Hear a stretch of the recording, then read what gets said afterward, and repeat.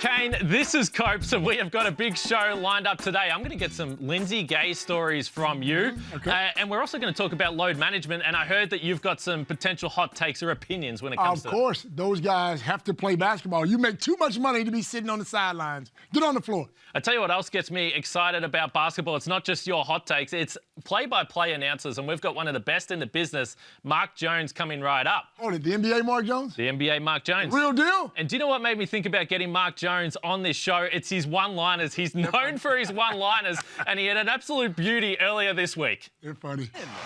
That's the second one he's had like that, Katie. He's just active. Oh, Herter put them on a flight like an IG model. Wow. Kevin Herter with a fake of all fakes. Two guys. All right, let's bring in our guest now, ESPN play-by-play commentator and the voice of the high-flying Sacramento Kings right now, Mark Jones. Mark, we know it's late over your way. We appreciate your time. How are you hanging in there halfway through the NBA season, and your grind is as great as anyone in the business? I'm doing great. I'm really privileged to join you guys, and excited about the way the season is shaping up, not just with the Sacramento Kings, but all around the league. You know, we're about 45, 48 games in, and it's a good time to take a little inventory and talk about who's real and who's not. But this is where it gets very interesting and it's exciting. Now, Mark, the Sacramento Kings used to be the easy beats. What's different about that team this year? Well, you know, Mike Brown has done a fantastic job coaching this group. He's implemented a style of offense that involves a lot of ball movement, a lot of player movement, a lot of motion. The ball never sticks. Sacramento is one of the leading teams in passes made per game, assists per game, and number one in points per game. So they've been extremely prolific. That is really what they've hung their hat on so far this season. They're averaging over 120 points a game, which is remarkable when you think about a first-year coach being able to implement a system and have the players buy into the level that they bought in. You start with the head of the snake. It's De'Aaron Fox. He's having an all-star year. I would be shocked if he's not in Salt Lake City for the all-star game representing Sacramento in the Western Conference. He's been challenged by Mike Brown. He's been coached extremely hard by Mike Brown, and he's responded to Mike Brown. And then you go to Domas Sabonis, who's been incredible. I mean, he's putting up Jokic-type numbers, just on a slightly lesser scale, you know, with his triple-doubles. They run a lot of the offense through him. He's a wonderful scorer, rebounder, and his passing is really what separates him from a lot of other big men. And then everybody else is just playing an outstanding role. You mentioned the influence of Mike Brown, and I couldn't help as I was watching the press conference the other week. He stopped mid-question to point out the heat you had on your feet. What influence is he having on this team, and what does he like to deal with? Because it looks like a whole bunch of fun. Yeah, you know what? He is very engaging, and whether it's with us in the media or whether it's his players, he coaches them hard. He gives thoughtful answers to the media. And he'll put his arms around all of us, you know, whether it's his players or us. You saw that moment where he was having a laugh with me about my Louis Vuitton shoes that I had on. It's a great way to kind of break the ice and keep things light. And, you know, it's the old work hard, play hard type of atmosphere and vibe that he has all throughout the Sacramento area, whether it's the players or the media. So I've been in that building a few years ago. It's a beautiful new facility, and the fans have always been awesome in Sacramento. But this year they've added the beam as well. I see you're tweeting. You've got the button next to you on the team plane as you're going to your next destination. Where did the beam start? And it just seems like the whole city is engaged in what this means, and the team continues to stack up the wins. Yeah, it's a great thing. It's a great rallying point. You know, for a franchise that hasn't been in the playoffs in 16-plus years, yeah. Anytime you can hang your hat on some type of symbolic hope, that helps along the way. And it's been a great journey with the beam so far. It was, I think, an innovation kind of brought up by Vivek Ranadive and John Reinhart, two of the kind of key pieces of that, the owner and one of the vice presidents of the Sacramento Kings. And a great idea. I mean, it's something that now whenever the Kings get close to a win, the fans in Golden One Center start chanting, like the beam, like the beam. You've probably seen it. And they have a player a player post-game ceremony after victories where someone, hits the button and lights the beam. And the only thing is that Mike Brown has said, sometimes I get nervous when the fans start chanting the beam and it's only a 12 or 15 point game. He gets a little on edge. He wants them to wait until it's really in the bag before the chant starts. But it's been great, man. And hey, it's 4,000 watts of purple power going up in the universe. And hey, if the aliens are going to come and get us, they're going to start in Sacramento. Be a really good basketball team, guys. Hey, Mark, you do a lot of traveling with the team. Who's your favorite player on that plane and why? Well, who's really lively is Malik Monk. And he's a real connector. He comes onto the bus, he comes onto the plane, and he's got some of the most unique drip. I mean, his drip is fire. I just wait sometimes for him to walk down the aisle and lean my head out the aisle and take a peek at what he's got on his feet, see what he's wearing. Malik is a guy that is a connector throughout the locker room. Everybody loves Malik. He's everybody's favorite teammate. During shoot-arounds, during practices, he's the guy that's cracking a joke when someone needs to, kind of clear the air or bring a little levity to the situation. And he's an outstanding talent who's, I think, in the running for Sixth Man of the Year candidate. So if you're asking me who one of my favorite guys is, it's probably Malik Monk. Fantastic. What about your own fashion? You mentioned the Louis Vuitton shoes, but when you're on TV and you're doing the local broadcast with the Kings, 82 regular season games plus, it looks like, for the Kings this year, you're doing the national broadcasts in between. How are you choosing your outfits on a nightly basis? Because this is serious business around the NBA. Hey, listen, my wife is the best stylist on the planet. Sarah Jones, bless her, because when we look at a road trip coming up, if it's, 4 games or 3 games, it'll be okay. Mix and match. It's 3 suits with 5 shirts, 5 different tie and pocket square combinations. And she'll hang it up in such a way that here's a little dirty secret, guys. I'm going to reveal it to you. Some people already know. I'm colorblind. Okay. Really? I'm colorblind. Wow. So she hangs up my suits in such a way I can't screw it up.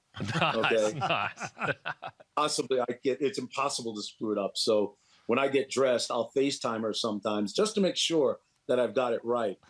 Because I don't want to go, I don't want Doris Burke or Kate Christensen or any of my broadcast partners to be scratching their head when they see me on air and say, I don't think that one works, Mark. So no, my wife's got me covered on that front. Now, Mark, I'm from the South. I'm from Atlanta, Georgia, right? And I hear some of your catchphrases, hotter than fish grease. I said, where did this guy get this from, man? This comes from Atlanta. I hear it all the time. Where do you get yours from?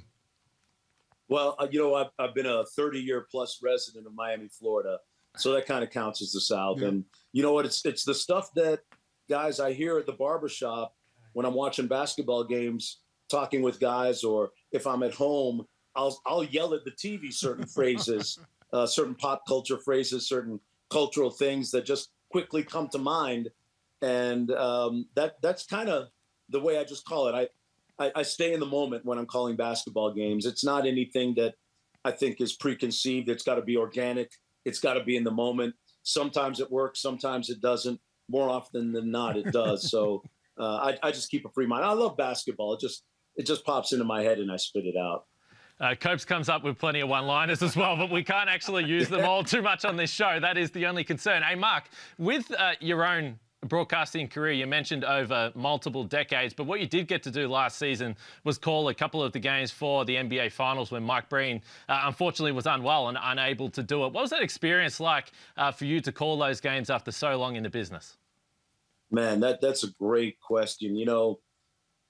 If I close my eyes, I can remember being back in Miami at our home there. It was a late May, early June afternoon. I think it was June 1st. I was driving in my car, guys, taking my 85-pound Doberman Pinscher to the vet for his annual checkup. And I got a phone call from Tim Corrigan, my coordinating producer, and he said, Jonesy, we have a situation out here at Golden State in San Francisco. I need you to jump on the first flight and get here ASAP. And he didn't have to say anything more. I pretty much knew it was Mike who had come down with COVID. So jumped on a plane. My wife packed me up with my suits and clothes, and I didn't know whether it was going to be just for 1 game or 2 games or 3 games or whatever. I just, you pick up and you go. It becomes just part of the deal when you're in broadcast television. So booked a flight, got out that same night, got to San Francisco. And even as I got into my hotel in San Francisco, Mike was still testing. So there was still an outside possibility he might be able to do the game. But I finally found out the morning of game 1 at about 11:30 when Mike didn't clear protocols, and they're like, Jonesy, you're on, you're in.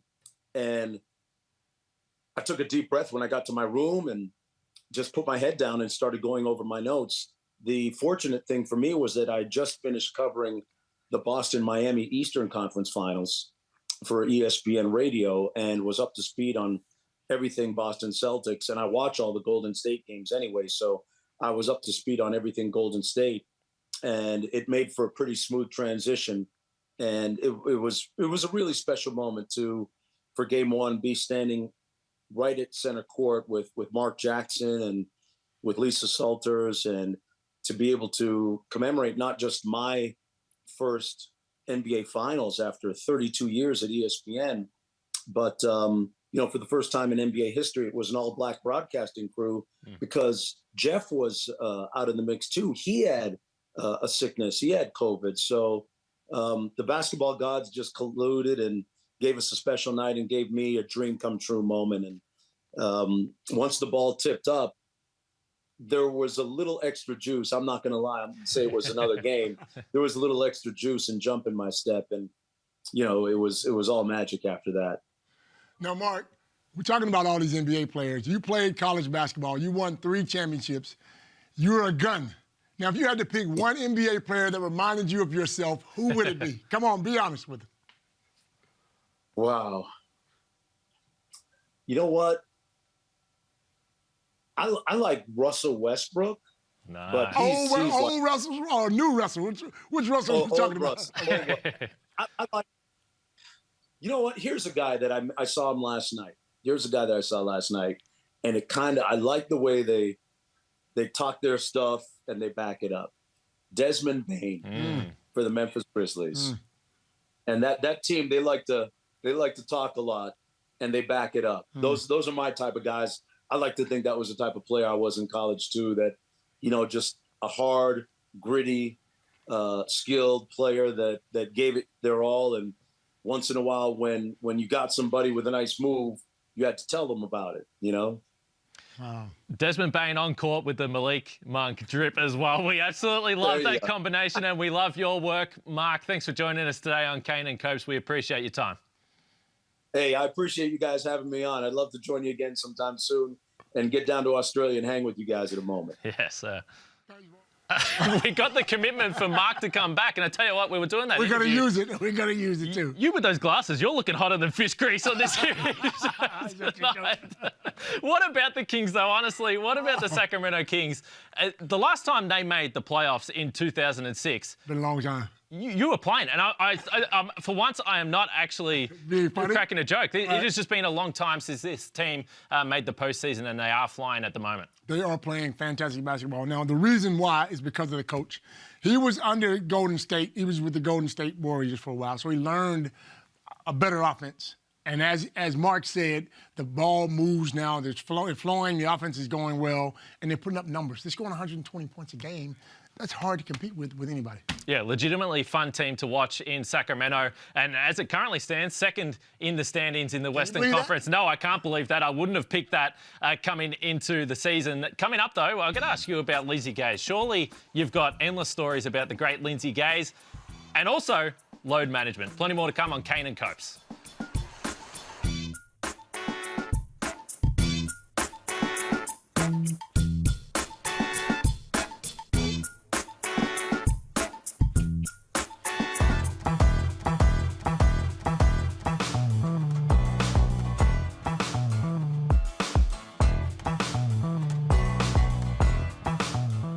Dunking since, like I said, 13.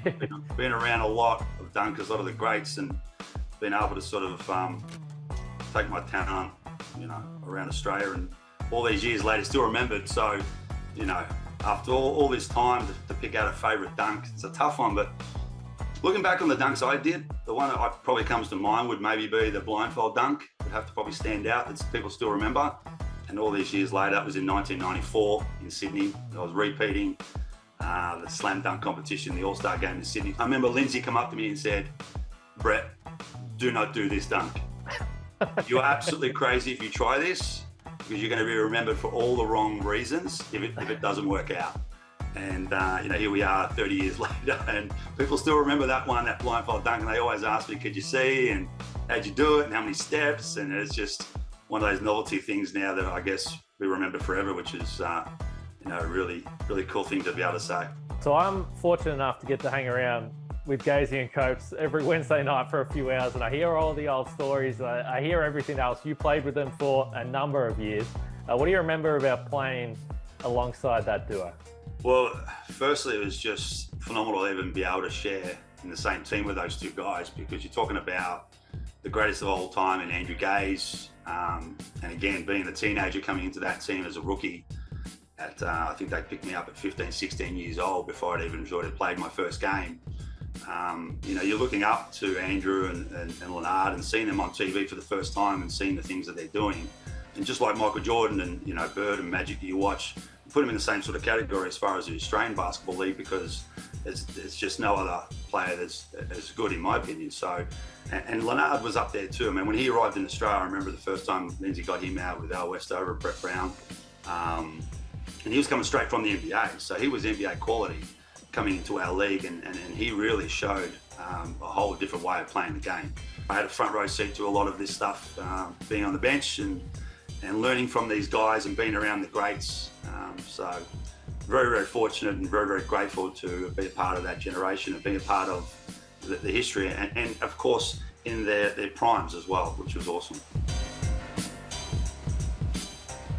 We're talking about a three-time NBL dunk contest champion, Brett Rainbow, and you can get in touch with him still today doing some basketball coaching and training. Tomorrow Stars Basketball, if you want to get involved, get in touch with Brett and the team at Tomorrow Stars. What do you remember about that? That is some serious, impressive stuff with those dunks. He was fantastic, man. He came out of nowhere, okay? He came out of nowhere. And what happened was, we're like, who is this kid with the big hands that can jump? He was doing backwards dunks. I just remember the long hair. He had the long hair, and I'm thinking, where does he come from? But he was fantastic. Could shoot the ball well, was athletic, could play defense, and Lindsay loved him. Yeah, normally during the breaks, Copes, you're playing around with your phone and getting distracted. I seen you sit up in your chair as soon as you saw your own highlights, which was some pretty good stuff. But that was Don't get mad at me because I got highlights and you don't.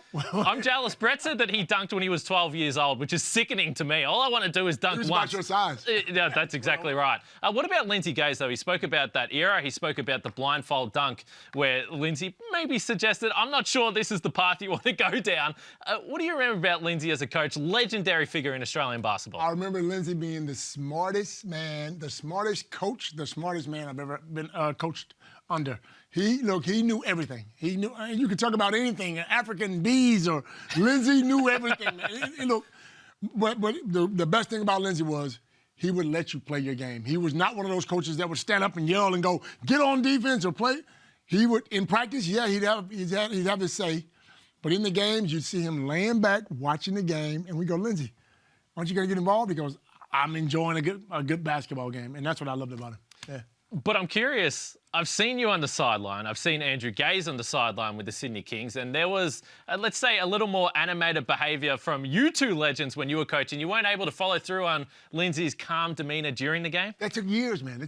Yes. Lindsay was around a long time, so it took years for the calmness, and you're absolutely right.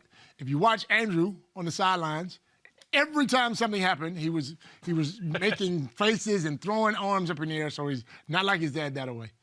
Some other things that have changed include load management, where we're seeing players have nights off a lot. I know you want to talk to it. Before I get your opinion, Coach, Steve Kerr was asked about it in a recent press conference. I feel terrible for fans who buy tickets who are expecting to see someone play, and they don't get to see that person play. It's a brutal part of the business. That's why I'm going to continue to advocate for 72-game seasons. I know that means less revenue, but at some point, I think there just needs to be an awareness from everybody involved, the league, players, coaches, performance staff. Like, let's be really smart. Let's take care of these guys and play fewer games, and the overall quality of the game will be better. It has really changed, Copes, and we watch the NBA every single day, and it really is truly a lottery trying to figure out who is going to play in these games, who isn't. And if you're a fan and you're potentially buying tickets, as Steve Kerr pointed to, it's a raffle to know whether you're spending your money well. It's just not fair. I mean, you got these parents who spend a ton of money to take their kids to watch the NBA, and the superstar is not playing on the night. I mean, it's not like the tickets are cheap. You got to spend some money. And to take a family out with a meal and to watch a game and you don't get to see your player, it's not right. I mean, and I heard Steve Kerr say that they're advocating for 72 games rather than 82. The problem is now all the records go down the drain because you played 82 games for so long. You try to change everything. Now that you got to start the records all over again. But here's my question. Why is 82 games good for the older guys, the Jordans, the Magics, the Kareems, and not good for the guys that are more athletic now, that are making more money now? I don't understand that. Explain to me. Well, it does all come down to money, and this is what this is all about. And Steve even mentioned there that if you cut back to 72 games, which I think would make sense, then they're going to be losing some money. And that's why the players don't want to do it. That's why the teams don't want to do it. But the answer to why these guys aren't playing, the medical staffs have grown a huge amount since back in your day. There is more concern. Come on, bro. We spoke last week, and I had time to spend with Dirk Nowitzki, and I asked him, and he said back in his day when he was in his 20s, he just wanted to play all the time. He wanted to be out there for the fans. Like most of us. But this isn't a player thing. Like, the medical staffs of these teams are suggesting that these guys should have the night off because ultimately they want these players healthy for the postseason. Well, I think there's too many medical people anyway. I mean, back in our day, Michael Jordan played 82 games for 9 seasons in a row. I think he missed 2 or 3 games or whatever. And the stamina was fantastic. If you can't get guys to play those amount of games, then cut their salaries. And I guarantee you, once you start cutting salaries, guys will want to play more games. I personally just want to see them play all the time as well. I'm like a little child. I'm selfish in that regard. But what we've got coming up is a huge weekend preview of hoops. Melbourne United, they're just looking to stay alive, and they're trying to get to the top 6. That's next. Offensive rebound. Zaire Williams has it and will throw it the length of the court and baked it in! And baked it in! It's a good three-point make!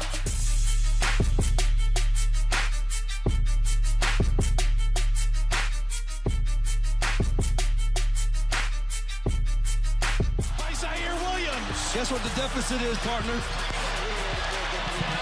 15. Well, I tell you what we love about that shot, Copes. You've heard me complain before about the players that hold on to the ball. They don't want to mess up the three-point percentages, but he got that off before the buzzer and knocked it down, banked it in. It all counts. That was a huge shot. That was a huge shot.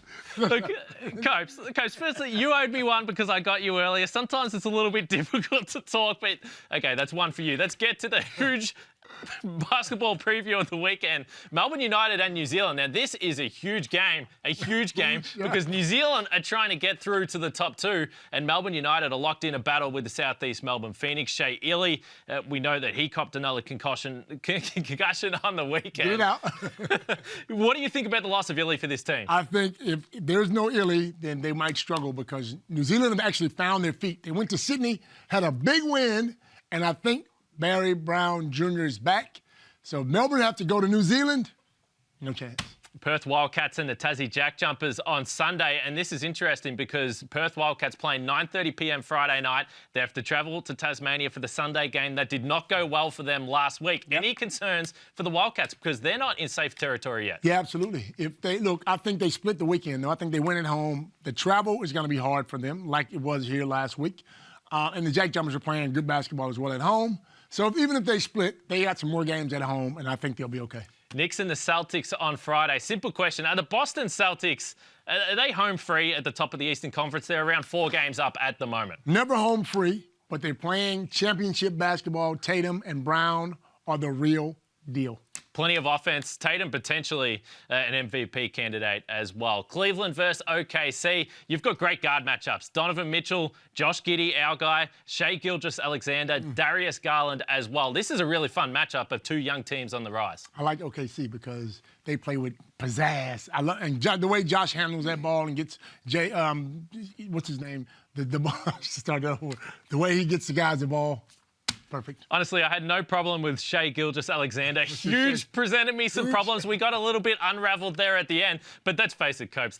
We get a little bit silly from time to time. Of course. That's the name. Mark Jones was awesome, and make sure you catch Kane and Copes the show? next weekend. That's it, Copes. We're done. Out of here. See you next week, man. Quick, bro. That's it. I didn't get to speak. I didn't get to talk.